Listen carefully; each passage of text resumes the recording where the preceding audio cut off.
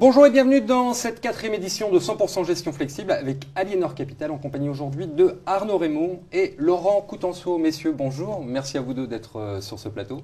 Bonjour Bogdan. Bonjour Bogdan. Et nous retrouverons aussi en cours d'émission Frédéric Lorenzini pour l'avis d'expert et Stéphane Queleillan de la Financière du Capitole pour un jeu de questions-réponses avec mes deux invités. Mais pour l'instant, la parole à vous. Arnaud, vous allez bien ? Bien, merci. Parce que j'ai beaucoup de questions pour vous. On n'y comprend plus grand-chose sur les marchés actions depuis quelques années.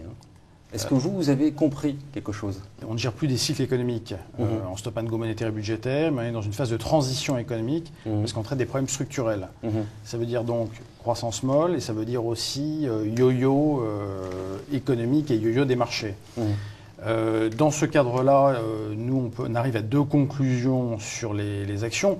La première, c'est qu'on est dans une phase de mini-cycle. On est très très sensible à des crises et au traitement des crises.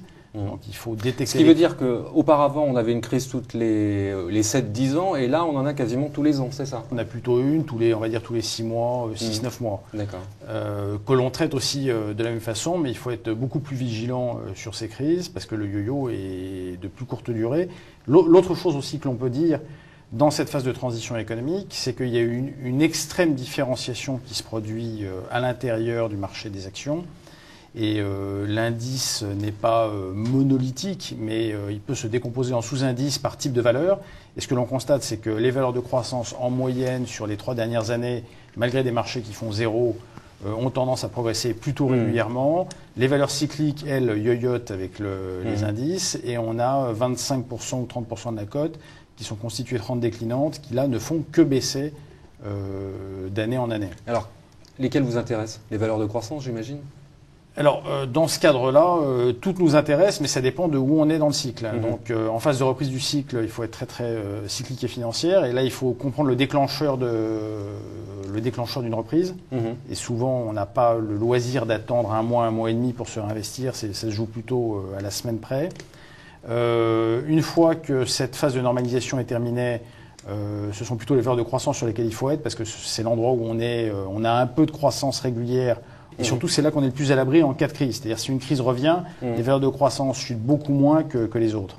Donc, même si on ne comprend pas le déclencheur de la crise, on a un peu moins à perdre en étant sur ces valeurs-là.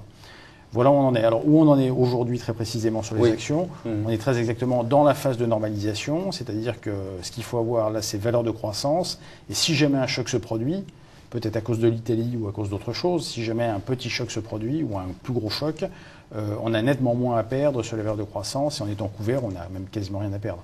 Alors vous avez aussi des taux. Alors sur les taux, gestion. Alors sur les taux, le constat, oui, est un peu. Là, vous comprenez quelque chose au taux, à ce qui se passe sur les taux, parce que là aussi, c'est. La meilleure façon de se différencier aujourd'hui, c'est tout simplement de jouer le retard des agences de notation sur la situation réelle des sociétés. Mais il y a quelque chose à faire quand même sur la partie taux aussi. Il y a vraiment quelque chose à faire. Sur la partie sélectivité différenciation, sur un certain nombre de signatures, il reste quand même pas mal d'anomalies dans le marché. Oui. Arnaud, merci. Laurent, c'est à vous. Qu'est-ce qu'on peut en tirer comme conclusion en termes de produits? Alors, parallèlement aux convictions du gérant, nous avons deux préconisations fortes, deux convictions sur le plan commercial. Une première qui est résolument défensive, c'est Aliénor Altero. Une autre qui, elle, recherche la performance absolue, beaucoup plus offensive, qui est Aliénor Optimal. Aliénor Altero va capitaliser sur les convictions taux d'Aliénor Capital. C'est une recherche de performance régulière, de rendement régulier, avec une logique de préservation, de couverture aussi contre le risque de taux ou d'action dans une moindre mesure. Optimal, lui, concentre les convictions actions d'Aliénor Capital et notamment est investi aujourd'hui essentiellement en valeur de croissance. Et on retrouve tout le discours d'Arnaud dans les deux fonds. C'est bien la même stratégie d'investissement, la même équipe de gestion, les mêmes convictions qui sont déclinées selon deux profils de risque, deux objectifs de gestion. Laurent, merci beaucoup. Place maintenant à l'expert. Frédéric, bonjour. Bonjour. Est-ce que le grand public a bien compris ce qu'était la gestion flexible? Écoutez, je ne suis pas sûr que les investisseurs aient toujours bien compris ce que c'était que cette gestion flexible. La gestion flexible, c'est être réactif, évoluer en fonction des marchés, et être tactique. Et parfois, les investisseurs ont des attentes déraisonnables, comme si la gestion flexible, c'était magique. Alors, elle doit être réactive, pour autant, elle ne peut pas faire de miracle. Et il ne faut pas non plus attendre des rendements de cette gestion flexible qui soient complètement déconnectés de ce qui se passe sur les marchés. Vous voulez ajouter quelque chose ? Oui, concrètement, si je regarde ce qu'ont fait, par exemple, les fonds Action France sur les 12 derniers mois, depuis le printemps de l'année dernière, on est sur un beau canal haussier. On a fait à peu près 12% sur un an. Maintenant, si je regarde ces mêmes fonds, en moyenne, sur 3 ans, ils font moins de 1% par an. Et c'est par rapport à ce type d'offres que je vais apprécier la performance d'un fonds flexible. Donc je ne vais pas attendre à ce qu'il soit au taquet sur 1 an, 3 ans, 5 ans, mais je vais m'attendre à ce que sur des cycles longs, il soit bien positionné, c'est-à-dire qu'il n'est pas nécessairement jusqu'à 12% sur 1 an, mais que, à l'inverse, sur 3 ans, il a quand même réussi à gagner de l'argent, même sur des phases difficiles. Merci Frédéric. On retrouve maintenant Stéphane Quelayan qui nous a rejoint en plateau. Stéphane, bonjour. Bonjour Bogdan. Vous allez bien ? Très bien, merci. Nos deux invités sont à vous. Arnaud, une question sur les valeurs de croissance. Aujourd'hui, on dit qu'elles sont survalorisées. Qu'en pensez-vous ? On ne peut pas dire qu'avec des PER moyens de l'ordre de 18-19 sur ces valeurs-là, elles sont vraiment chères. Alors, elles sont certes relativement chères par rapport au reste de la cote, et en particulier par rapport aux rentes déclinantes, mais ce sont des sociétés qui gardent des taux de croissance des résultats de l'ordre de 10-12% par an. Donc, après tout, finalement, elles pourraient très bien valoir 20, 21, 22 fois les résultats attendus sur l'année. Ça ne poserait pas de problème. Donc, non.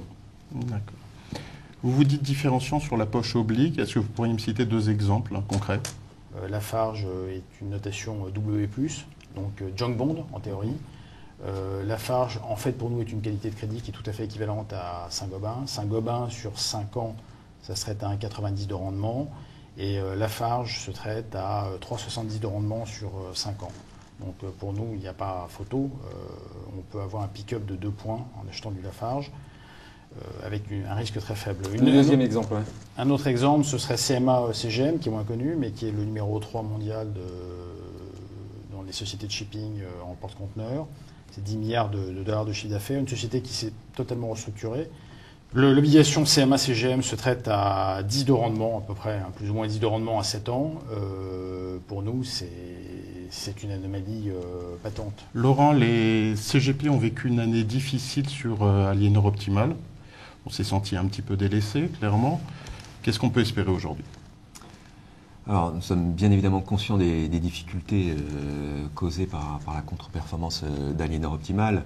On doit y apporter, nous, une réponse très claire et ferme. D'abord, vous dire que Aliénor Optimal reste une conviction forte pour nous en termes de solutions d'investissement, cette recherche de performance absolue qu'on évoquait tout à l'heure.